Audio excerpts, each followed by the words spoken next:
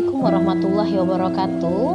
Selamat siang Ananda Ibu semua. Bertemu lagi dengan Ibu dalam pertemuan ketiga pada mata pelajaran IPS untuk kelas 8. Sebelum memulai pembelajaran kita kali ini, alangkah baiknya kita awali dengan membaca doa agar kegiatan kita pada pertemuan kali ini, materi yang akan Ibu sampaikan bisa diterima, bisa dipahami dengan baik.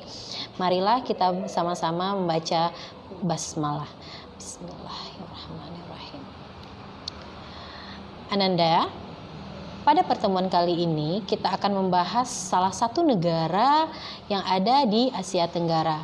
Pada pertemuan sebelumnya telah Ibu jelaskan, Asia Tenggara itu merupakan suatu wadah atau organisasi perkumpulan negara-negara yang ada di kawasan Asia Tenggara. Nah, Asia Tenggara kemarin telah Ibu jelaskan dia didirikan oleh 5 negara, yaitu salah satunya negara Indonesia, yaitu ditandatangani oleh Adam Malik. Ada 10 negara. Untuk pertemuan kali ini kita akan bahas salah satunya, yaitu negara Indonesia. Sebelum Ibu jelaskan materi tentang bagaimana negara Indonesia itu, alangkah lebih baiknya Ananda mengetahui untuk apa kita mempelajari materi kali ini. Ternyata tujuan pembelajaran kita yang akan kita capai itu adalah, yang pertama, nanti Ananda akan mengenal bagaimana keadaan alam Indonesia. Yang kedua, mengetahui bagaimana posisi atau letak Indonesia. Yang kedua, mengetahui iklim Indonesia. Selanjutnya, mengetahui bentang alam Indonesia, mengetahui penduduk Indonesia, mengetahui bagaimana keadaan perekonomian Indonesia, mengetahui sumber daya alam Indonesia, dan mengetahui bagaimana kerjasama Indonesia dalam lingkup ASEAN. Nah, mungkin Ananda telah mempelajari atau mengetahui sebelumnya pada kelas 7 bagaimana negara Indonesia itu. Namun akan kita bahas lebih mendalam lagi bagaimana negara Indonesia dalam bentuk secara letak, secara mata pencarian ataupun iklimnya.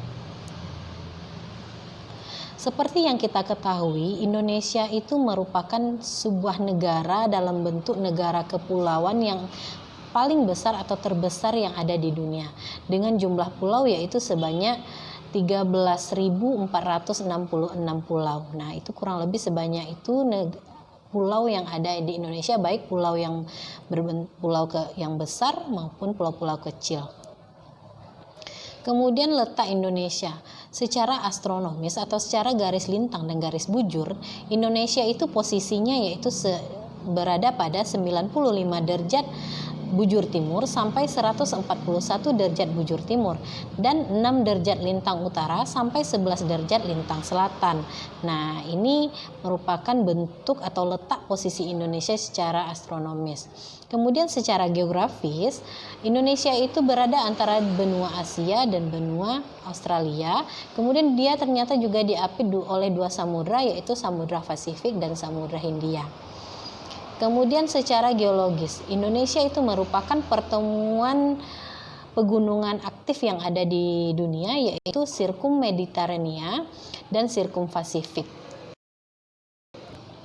Nah, akibat posisi Indonesia secara astronomis ini, dia menyebabkan Indonesia itu beriklim tropis karena terletak di antara 2 garis balik utara dan selatan, yaitu 23,5 derajat lintang utara dan 23,5 derajat lintang selatan. Nah, selanjutnya kita lihat bagaimana bentang alamnya. Ada beberapa pegunungan yang ada di Indonesia seperti pegunungan Bukit Barisan, itu berada di Kepulauan Sumatera. Kemudian ada pegunungan Jayawijaya.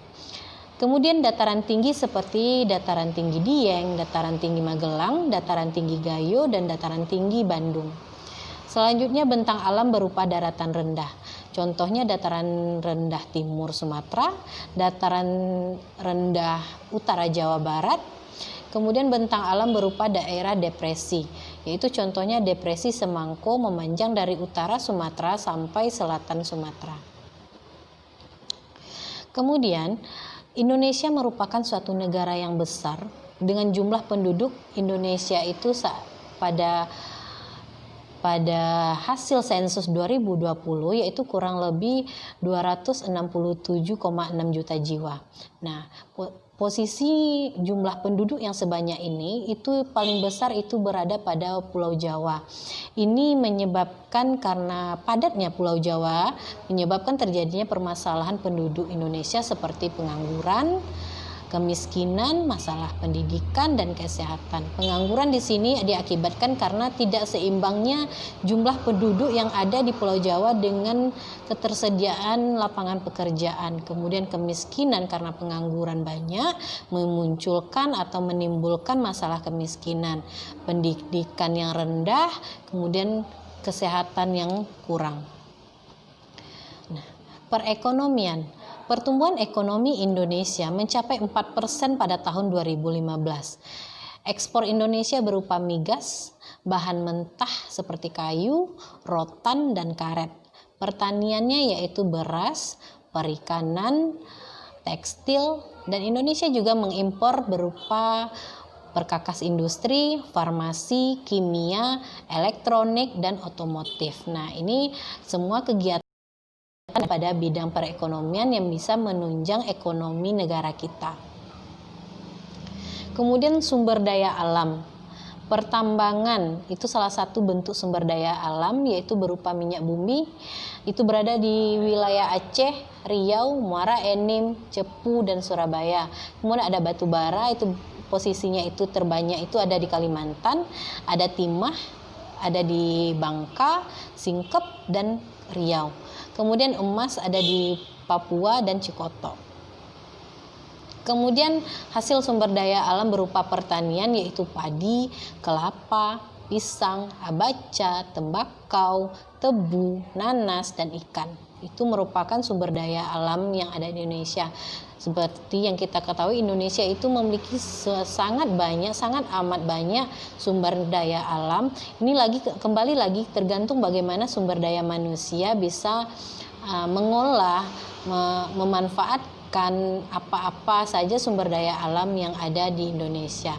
Apabila kita memiliki sumber daya alam yang banyak, otomatis harus diimbangi dengan sumber daya alam manusia yang berkualitas juga agar kita bisa mendapatkan manfaat, bisa menghasilkan dengan hasil yang lebih maksimal. Nah, kemudian kita lihat bagaimana kerjasama. Indonesia itu melakukan kerjasama secara bilateral, regional maupun multilateral. Kemudian pariwisata. Ananda pasti sudah mengetahui Indonesia itu merupakan wilayah yang sangat bagus, sangat indah, banyak pariwisata, banyak sektor-sektor pariwisata, bahkan masih banyak belum terekspos semua wilayah-wilayah yang baik, yang bagus yang ada di Indonesia. Cuman ada beberapa wilayah yang telah mendunia dan Indonesia itu merupakan urutan ketiga menempati urutan ketiga dalam penerimaan pemasukan negara dari bentuk pariwisata. Wilayah yang telah dikenal oleh mancanegara seperti Lombok, Bali, Raja Ampat, Sumatera Barat, itu daerah kita. Kemudian ada di Sumatera Utara, Yogyakarta, ada Bandung, sebagainya. Nah, itu merupakan tempat-tempat wisata yang baik yang telah dikenal oleh mancanegara. Nah, jadi Ananda, itu merupakan materi kita kali ini.